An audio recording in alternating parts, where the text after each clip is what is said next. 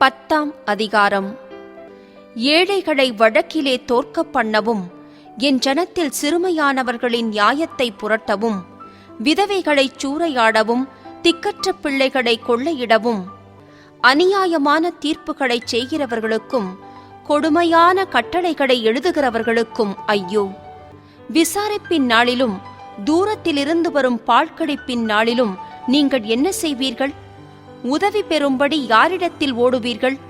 உங்கள் மகிமையை எங்கே வைத்து விடுவீர்கள்?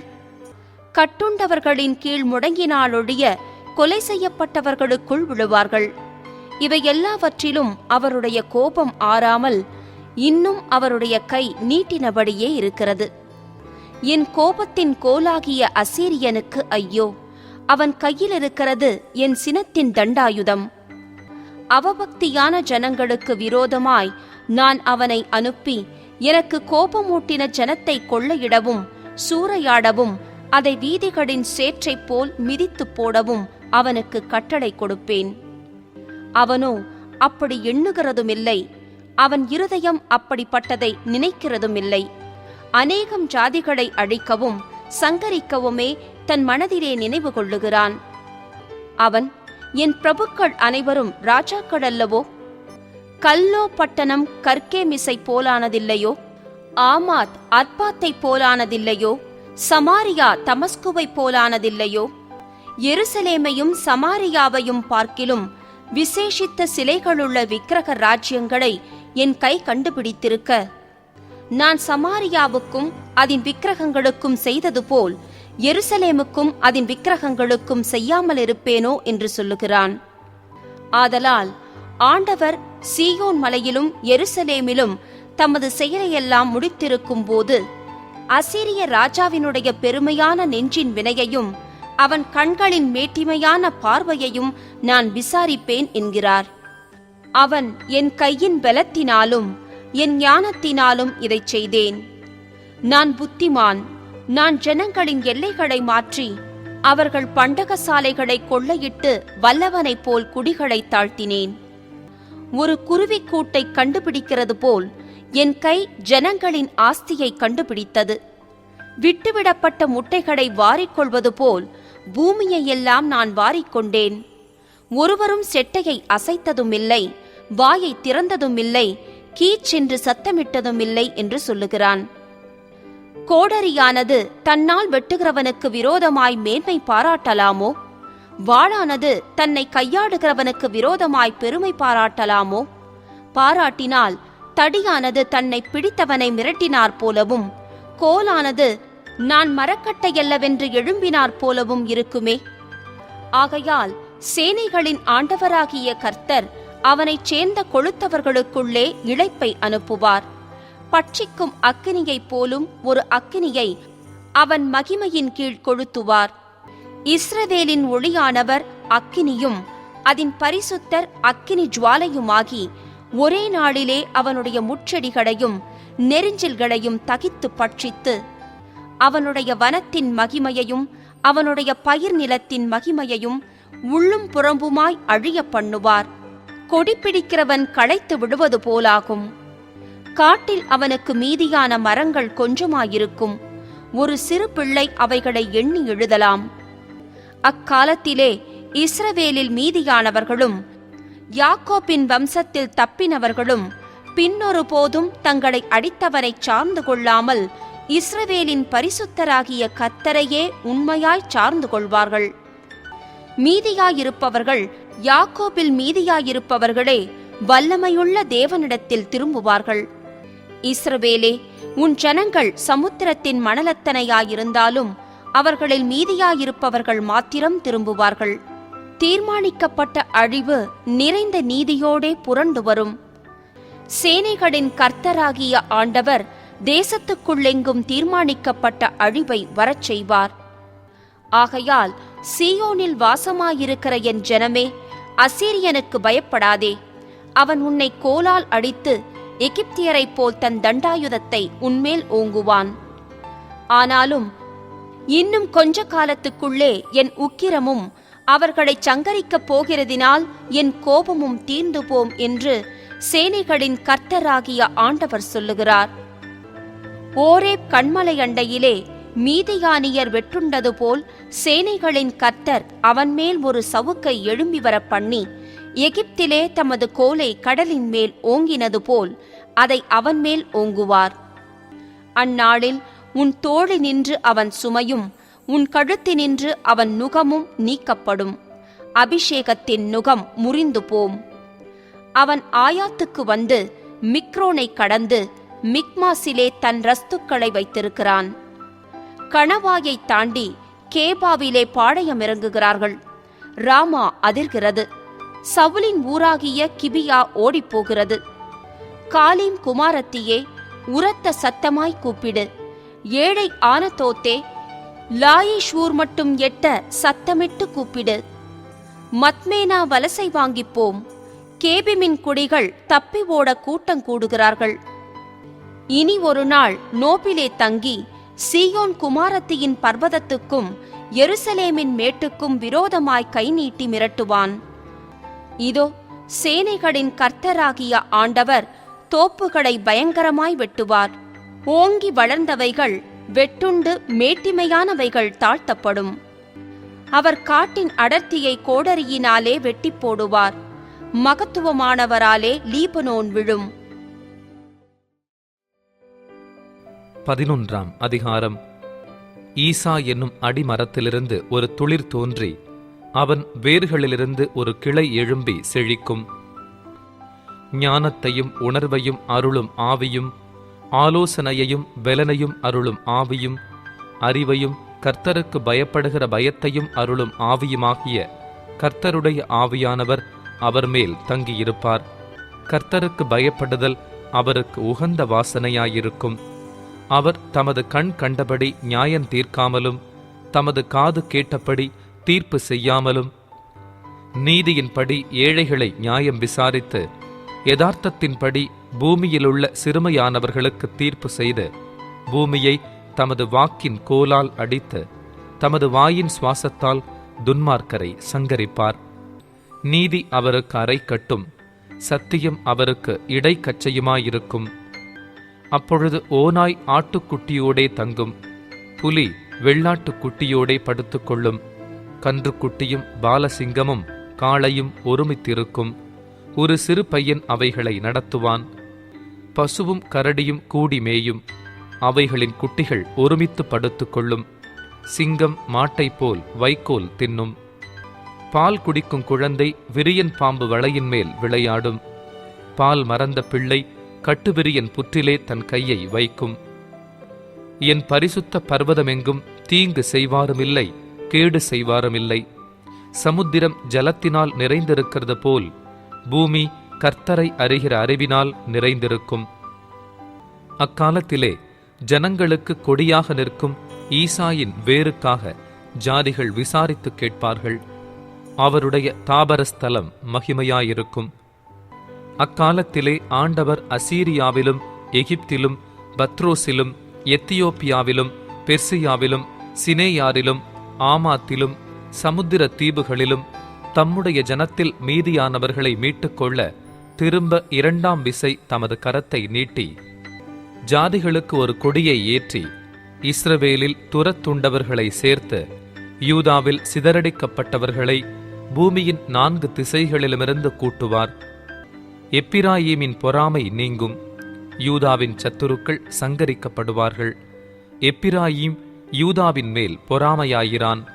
யூதா எப்பிராயீமை துன்பப்படுத்தான். அவர்கள் இருவரும் ஏகமாய் கூடி மேற்கே இருக்கிற பெலிஸ்தருடைய எல்லைகளின் மேல் பாய்ந்து கீழ்த்திசையாரை கொள்ளையிட்டு ஏதோமின் மேலும் மோவாபின் மேலும் கை போடுவார்கள். அம்மோன் புத்திரர் அவர்களுக்கு கீழ்ப்படிவார்கள். எகிப்தின் சமுத்திர முனையை கர்த்தர் முற்றிலும் அழித்து தம்முடைய காற்றின் வலுமையினால் நதியின் மேல் தமது கையை நீட்டி 7 ஆறுகளாக பிரித்து ஜனங்கள் கால் நனையாமல் கடந்து போகும்படி பண்ணுவார். இஸ்ரவேலர் எகிப்து தேசத்திலிருந்து புறப்பட்ட நாளில் அவர்களுக்கு இருந்தது போல அசீரியாவிலே அவருடைய ஜனத்தில் மீதியானவர்களுக்கு ஒரு பெரும் பாதை இருக்கும். 12ஆம் அதிகாரம். அக்காலத்திலே நீ சொல்வது, கர்த்தாவே, நான் உம்மை துதிப்பேன். நீர் என்மேல் கோபமாயிருந்தீர், ஆனாலும் உம்முடைய கோபம் நீங்கிற்று. நீர் என்னை தேற்றுகிறீர். இதோ தேவனே என் இரட்சிப்பு. நான் பயப்படாமல் நம்பிக்கையாயிருப்பேன். கர்த்தராகிய யேகோவா என் பெலனும் என் கீதமுமானவர். அவரே எனக்கு இரட்சிப்புமானவர். நீங்கள் இரட்சிப்பின் ஊற்றுகளிலிருந்து மகிழ்ச்சியோடே தண்ணீர் மொண்டு கொள்வீர்கள்.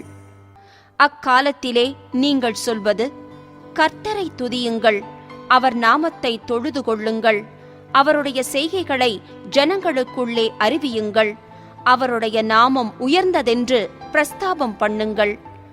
கர்த்தரை கீர்த்தனம் பண்ணுங்கள், அவர் மகத்துவமான கிரியைகளைச் செய்தார், இது பூமியெங்கும் அறியப்பட கடவது என்பீர்கள். சீயோனில் வாசமாயிருக்கிறவளே, நீ சத்தமிட்டு கெம்பீரி. இஸ்ரவேலின் பரிசுத்தர் உன் நடுவில் பெரியவராயிருக்கிறார். 13ஆம் அதிகாரம். ஆமோத்சின் குமாரனாகிய ஏசாயா பாபிலோன் மேல் வரக் கண்ட பாரம். உயர்ந்த பர்வதத்தின் மேல் கொடியேற்றுங்கள், உரத்த சத்தமிட்டு ஜனங்களை வரவழையுங்கள். அவர்கள் பிரபுக்களின் வாசல்களுக்குள் பிரவேசிப்பதற்கு சைகை காட்டுங்கள். நான் பரிசுத்தமாக்கினவர்களுக்கு கட்டளை கொடுத்தேன். என் கோபத்தை நிறைவேற்ற என் பராக்கிரமசாலிகளை அழைத்தும் இருக்கிறேன். அவர்கள் என் மகத்துவத்தினாலே களி கூறுகிறவர்கள் என்கிறார். திரளான ஜனங்களின் சத்தத்துக்கொத்த வெகு கூட்டத்தின் இரைச்சலும், கூட்டப்பட்ட ஜாதிகளுடைய ராஜ்யங்களின் அமளியான இரைச்சலும் மலைகளில் கேட்கப்படுகிறது. சேனைகளின் கர்த்தர் யுத்த இராணுவத்தை இலக்கம் பார்க்கிறார். கர்த்தர் வருகிறார். அவருடைய கோபத்தின் ஆயுதங்களும் தேசத்தையெல்லாம் அழிக்க வானங்கவிழ்ந்த கடையாந்தர தேசத்திலிருந்து வருகிறது. அலறுங்கள், கர்த்தரின் நாள் சமீபமாயிருக்கிறது. அது சர்வ வல்லவரிடத்திலிருந்து மகா சங்காரமாய் வரும்.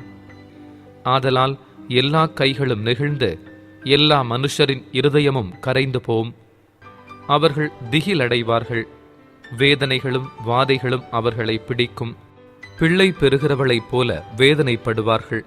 ஒருவரையொருவர் பிரமித்து பார்ப்பார்கள். அவர்கள் முகங்கள் நெருப்பான முகங்களாயிருக்கும். இதோ தேசத்தை பாழாக்கி அதன் பாவிகளை அதிலிருந்து அழிப்பதற்காக கர்த்தருடைய நாள் கடூரமும் மூர்க்கமும் உக்கிர கோபமுமாய் வருகிறது. வானத்தின் நட்சத்திரங்களும் ராசிகளும் ஒளி கொடாதிருக்கும். சூரியன் உதிக்கையில் இருண்டு போம், சந்திரன் ஒளி கொடாதிருக்கும். பாவத்து நிமித்தம் உலகத்தையும் அக்கிரமத்து நிமித்தம் துன்மார்க்கரையும் நான் தண்டித்து அகங்காரரின் பெருமையை ஒழிய பண்ணி கொடியரின் இடும்பை தாழ்த்துவேன். புருஷனை பசும் பொன்னிலும் மனுஷனை ஓப்பீரின் தங்கத்திலும் அபூர்வமாக்குவேன். இது நிமித்தம் சேனைகளின் கர்த்தருடைய உக்கிரத்தினால் அவருடைய கடுங்கோபத்தின் நாளிலே பூமி தன்னை விட்டு நீங்கும்படி வானத்தை அதிர பண்ணுவேன். துரத்தப்பட்ட வெளிமானை போலும் யாரும் சேர்க்காத ஆட்டை போலும் இருப்பார்கள்.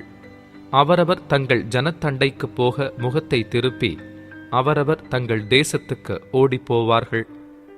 அகப்பட்டவனெவனும் குத்துண்டு அவர்களை சேர்ந்திருந்தவனெவனும் பட்டயத்தால் விழுவான். அவர்கள் குழந்தைகள் அவர்கள் கண்களுக்கு முன்பாக மோதி அடிக்கப்படும். அவர்கள் வீடுகள் கொள்ளையிடப்படும்.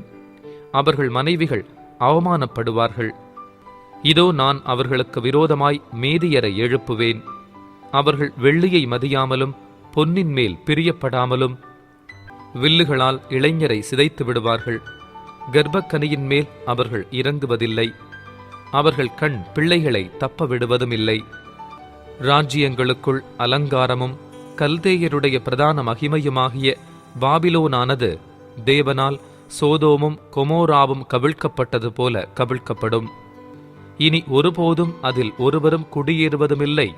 தலைமுறை தோறும் அதில் ஒருவரும் தங்கி தரிப்பதுமில்லை. அங்கே அரபியன் கூடாரம் போடுவதுமில்லை. அங்கே மேய்ப்பர் மந்தையை மறிப்பதுமில்லை. காட்டு மிருகங்கள் அங்கே படுத்துக்கொள்ளும். ஊளையிடும் பிராணிகள் அவர்கள் வீடுகளை நிரப்பும். கோட்டான்கள் அங்கே குடிக்கொள்ளும். காட்டாடு அங்கே துள்ளும். அவர்கள் பாழான மாளிகைகளில் ஓரிகள் ஊளையிடும். வலு சர்ப்பங்கள் அவர்கள் செல்விக்கையான அரமனைகளில் ஏகமாய்க் கூடும். அதன் காலம் சீக்கிரம் வரும். அதன் நாட்கள் நீடித்திராது என்கிறார். 14ஆம் அதிகாரம். கர்த்தர் யாக்கோபுக்கு இறங்கி பின்னும் இஸ்ரவேலரை தெரிந்து கொண்டு அவர்களை அவர்கள் தேசத்திலே தாபரிக்க பண்ணுவார். அந்நியரும் அவர்களோடு சேர்க்கையாகி யாக்கோபின் வம்சத்தோடே கூடிக்கொள்வார்கள்.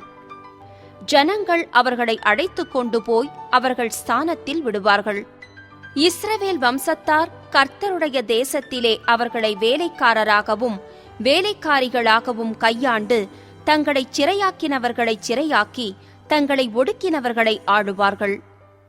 கர்த்தர் உன் துக்கத்தையும் உன் தத்தளிப்பையும் நீ அடிமையாக்கப்பட்டிருந்த கடினமான அடிமைத்தனத்தையும் நீக்கி உன்னை இளைப்பாறப் பண்ணும் அக்காலத்திலே நீ பாபிலோன் ராஜாவின் மேல் சொல்லும் வாக்கியமாவது, ஒடுக்கினவன் ஒழிந்து போனானே, பொன்னகரி ஒழிந்து போயிற்றே. கர்த்தர் துஷ்டரின் தண்டாயுதத்தையும் அரசாண்டவர்களின் செங்கோலையும் முறித்துப் போட்டார். உக்கிரங்கொண்டு ஓயாத அடியாய் ஜனங்களை அடித்து கோபமாய் ஜாதிகளை அரசாண்டவன் தடுப்பாரில்லாமல் துன்பப்படுத்தப்படுகிறான். பூமி முழுதும் இளைப்பாரி அமைந்திருக்கிறது, கெம்பீரமாய் முழங்குகிறார்கள். தேவதாரு விருட்சங்களும் லீபனோனின் கேதுருக்களும் உன்னிமித்தம் சந்தோஷப்பட்டு, நீ விழுந்து கிடந்தது முதற்கொண்டு எங்களை வெட்ட வருவார் ஒருவரும் இல்லை என்று சொல்லுகிறது. கீழே இருக்கிற பாதாளம் உன்னிமித்தம் அதிர்ந்து உன் வருகைக்கு எதிர்கொண்டு பூமியில் அதிபதிகளாயிருந்து செத்த ராட்சதர் யாவரையும் உன்னிமித்தம் எழுப்பி ஜாதிகளுடைய எல்லா ராஜாக்களையும் அவர்களுடைய சிங்காசனங்களிலிருந்து எழுந்திருக்க பண்ணுகிறது. அவர்கள் எல்லாரும் உன்னை நோக்கி, நீயும் எங்களைப் போல பழச்சயமானாயோ, எங்களுக்குச் சமானமானாயோ என்று சொல்லுவார்கள். உன் ஆடம்பரமும் உன் வாத்தியங்களின் முழக்கமும் பாதாளத்தில் தள்ளுண்டு போயிற்று. புழுக்களே உன் படுக்கை, பூச்சிகளே உன் போர்வை. அதிகாலையின் மகனாகிய விடிவெள்ளியே, நீ வானத்திலிருந்து விழுந்தாயே. ஜாதிகளை ஈனப்படுத்தினவனே, நீ தரையிலே விழ வெட்டப்பட்டாயே. நான் வானத்துக்கு ஏறுவேன், தேவனுடைய நட்சத்திரங்களுக்கு மேலாக என் சிங்காசனத்தை உயர்த்துவேன். வடபுறங்களில் உள்ள ஆராதனை கூட்டத்தின் பர்வதத்திலே வீற்றிருப்பேன் என்றும், நான் மேகங்களுக்கு மேலாக உன்னதங்களில் ஏறுவேன், உன்னதமானவருக்கு ஒப்பாவேன் என்றும் நீ உன் இருதயத்தில் சொன்னாயே. ஆனாலும் நீ அகாதமான பாதாளத்திலே தள்ளுண்டு போனாய்.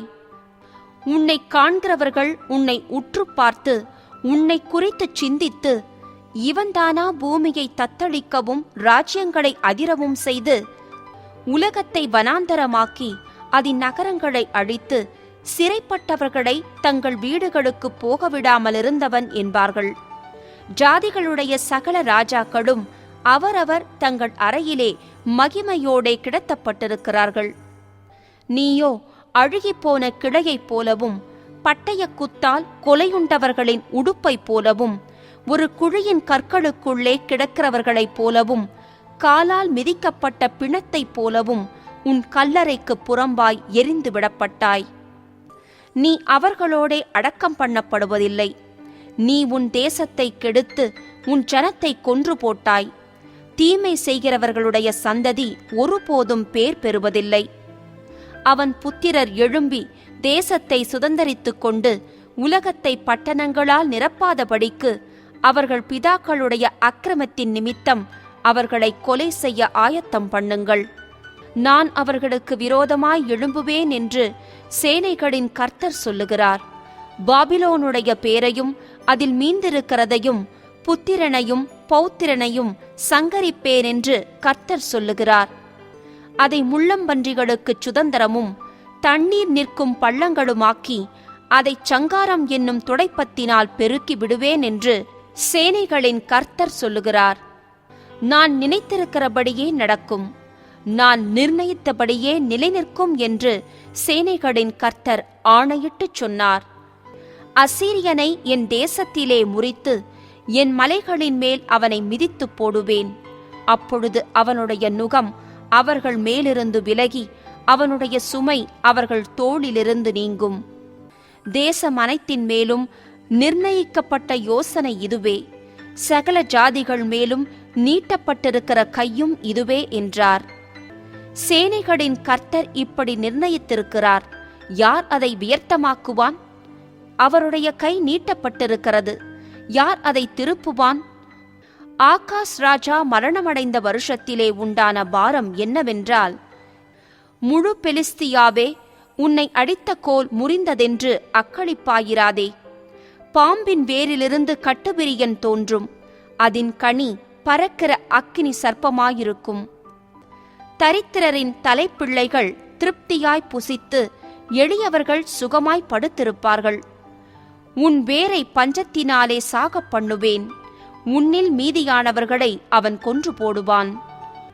வாசலே அலறு, நகரமே கதறு, பெலிஸ்தியாவே நீ முழுதும் கரைந்து போகிறாய். ஏனென்றால் வடக்கே இருந்து புகைக்காடாய் வருகிறான், அவன் கூட்டங்களில் தனித்தவனில்லை. இப்போதும் இந்த ஜாதியின் ஸ்தானாபதிகளுக்கு என்ன மாறுத்தரவு சொல்லப்படும்? கர்த்தர் சீயோனை அஸ்திபாரப்படுத்தினார், அவருடைய ஜனத்தில் சிறுமையானவர்கள் அதிலே திடன் கொண்டு தங்குவார்கள் என்பதே. 15ஆம் அதிகாரம் 1. மோவாபின் பாரம். இரவிலே மோவாபிலுள்ள ஆர் எனும் பட்டணம் பாழாக்கப்பட்டது, அது சங்காரமாயிற்று. இரவிலே மோவாபிலுள்ள கீர் எனும் பட்டணம் பாழாக்கப்பட்டது, அது சங்காரமாயிற்று. அழும்படி மேடைகளாகிய பாயித்துக்கும் தீபோனுக்கும் போகிறார்கள். நேபோவி நிமித்தமும் மேதபாவி நிமித்தமும் மோவாப் அலறுகிறது. அவர்களுடைய தலைகளெல்லாம் மொட்டையடித்திருக்கும், தாடிகளெல்லாம் கத்தரித்திருக்கும். அதன் வீடுகளில் இரட்டை கட்டிக்கொண்டு எல்லாரும் அதன் வீடுகள் மேலும் அதன் தெருக்களிலும் அலறி அழுது கொண்டிருக்கிறார்கள். எஸ்போன் ஊராரும் எலையாலே ஊராரும் கூக்குரலிடுகிறார்கள். அவர்கள் சத்தம் யாகாஸ் மட்டும் கேட்கப்படுகிறது. ஆகையால் மோவாபின் ஆயுதபாணிகள் கதறுகிறார்கள். அவனவனுடைய ஆத்துமா அவனவனில் கிலேசப்படுகிறது. என் இருதயம் மோவாபி நிமித்தம் ஓலமிடுகிறது. அதிலிருந்து ஓடி வருகிறவர்கள் 3 வயது கிடாரியைப் போல அலைகிறார்கள். லூகித்துக்கு ஏறி போகிற வழியிலே அழுகையோடே ஏறுகிறார்கள். ஒரோனாயிமின் வழியிலே நொறுங்குதலின் கூக்குரலிடுகிறார்கள். நிம்ரீமின் நீர்ப்பாய்ச்சலான இடங்கள் பாழாய்ப்போம். புல் உலர்ந்து முளை அழிந்து பச்சையில்லாமற் போகிறது. ஆதலால் மிகுதியாகச் சேர்த்ததையும் அவர்கள் சம்பாதித்து வைத்ததையும் அலரிகளின் ஆற்றுக்கப்பாலே எடுத்துக்கொண்டு போவார்கள். கூக்குரல் மோவாவின் எல்லையெங்கும் சுற்றும். எக்லாயிம் மட்டும் அதன் அலறுதலும் பெரேலீம் மட்டும் அதன் புலம்புதலும் எட்டும். தீமோனின் தண்ணீர்கள் இரத்தத்தால் நிறைந்திருக்கும். தீமோனின் மேல் அதிக கேடுகளை கட்டளையிடுவேன். மோவாபிலே தப்பினவர்கள் மேலும் தேசத்தில் மீதியானவர்கள் மேலும் சிங்கத்தை வரப்பண்ணுவேன். 16ஆம் அதிகாரம். தேசாதிபதிக்குச் செலுத்தும் ஆட்டுக்குட்டிகளை நீங்கள் சேலா பட்டணம் துவக்கி வனாந்தரம் மட்டும் சேர்த்து சீயோன் குமாரத்தியின் மலைக்கு அனுப்புங்கள். இல்லாவிட்டால் கூட்டை விட்டு துரத்தப்பட்டு அலைகிற குருவியைப் போல மோவாப்பின் குமாரத்திகள் அர்னோன் நதியின் துறைகளிடத்திலிருப்பார்கள். நீ ஆலோசனை பண்ணி நியாயம் செய்து மத்தியானத்திலே உன் நிழலை இரவைப் போலாக்கி துரத்தப்பட்டவர்களை மறைத்துக்கொள். ஓடி வருகிறவர்களை காட்டிக்கொடாதிரு. மோவாப்பே, துரத்திவிடப்பட்ட என் ஜனங்கள் உன்னிடத்தில் தங்கட்டும்.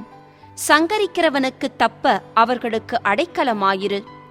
ஒடுக்குகிறவன் இல்லாதே போவான். சங்கரிப்பு ஒழிந்து போம். மிதிக்கிறவர்கள் தேசத்தில் இராதபடிக்கு அழிந்து போவார்கள். கிருபையினாலே சிங்காசனம் ஸ்தாபிக்கப்படும். நியாயம் விசாரித்து துரிதமாய் நீதி செய்கிற ஒருவர் அதின்மேல் தாவீதின் கூடாரத்திலே நியாயாதிபதியாய் உண்மையோடே வீற்றிருப்பார். மோவாப்பின் பெருமையையும் அவன் மேட்டிமையையும் அவன் அகங்காரத்தையும் அவன் உக்கிரத்தையும் குறித்து கேட்டோம். அவன் மெத்த பெருமைக்காரன், ஆனாலும் அவன் வீம்பு செல்லாது. ஆகையால் மோவாப்பியர் ஒருவருக்காக ஒருவர் அலறுவார்கள், எல்லாரும் ஏகமாய் அலறுவார்கள். கிராரேசேத் ஊரின் அஸ்திபாரங்கள் தகர்க்கப்பட்டதே என்று அவைகளுக்காக பெருமூச்சு விடுவார்கள். எஸ்போன் ஊர் வயல்கள் வாடிப்போயின. சிப்மா ஊர் திராட்சைச் செடியின் நல்ல கொடிகளை ஜாதிகளின் அதிபதிகள் நறுக்கிப் போட்டார்கள். அவைகள் யாசேர் மட்டும் சென்று வனாந்தரத்தில் படர்ந்திருந்தது. அவைகளின் கொடிகள் நீண்டு கடலுக்கப்பாலே எட்டியிருந்தது. ஆகையால் யாசேருக்காக அழுதது போல சிப்மா ஊர் திராட்சச் செடிக்காகவும் மிகவும் அழுவேன். எஸ்போனே, எலையாலேயே, உனக்கு என் கண்ணீரை பாய்ச்சுவேன். உன் வசந்த காலத்து பழங்களுக்காகவும் உன் திராட்சப்பழ அறுப்புக்காகவும் ஆரவாரிக்கிற சந்தோஷ சத்தம் விழுந்து போயிற்று. பயிர்வெளியிலிருந்து சந்தோஷமும் களிப்பும் அற்றுப்போயின. திராட்சத் தோட்டங்களில் பாடலும் இல்லை, ஆர்ப்பரிப்பும் இல்லை. ஆலையில் ரசத்தை மிதிக்கிறவனும் இல்லை. சந்தோஷ ஆரவாரத்தை ஓய பண்ணினேன். ஆகையால் மோவாப்பின் நிமித்தம் என் குடல்களும் கிராரேசி நிமித்தம் என் உள்ளமும் சுரமண்டலத்தைப் போல துணிக்கிறது. மோவாப் மேடைகளின் மேல் சலித்துப் போனான் என்று காணப்படும் போது பிரார்த்தனை செய்ய தன் பரிசுத்த ஸ்தானத்திலே பிரவேசிப்பான். ஆனாலும் அனுகூலப்படமாட்டான். மோவாப்பை குறித்து அக்காலத்திலே கர்த்தர் சொன்ன வார்த்தை இதுவே: ஒரு கூலிக்காரனுடைய வருஷங்களுக்கொத்த 3 வருஷங்களுக்குள்ளே மோவாப்பின் மகிமையும் அதன் மகாஜன கூட்டமும் சீரழிந்து போம். அதில் மீதியாயிருப்பது மிகவும் சிறிதும் அற்பமுமாயிருக்கும் என்று கர்த்தர் இப்பொழுது சொல்லுகிறார்.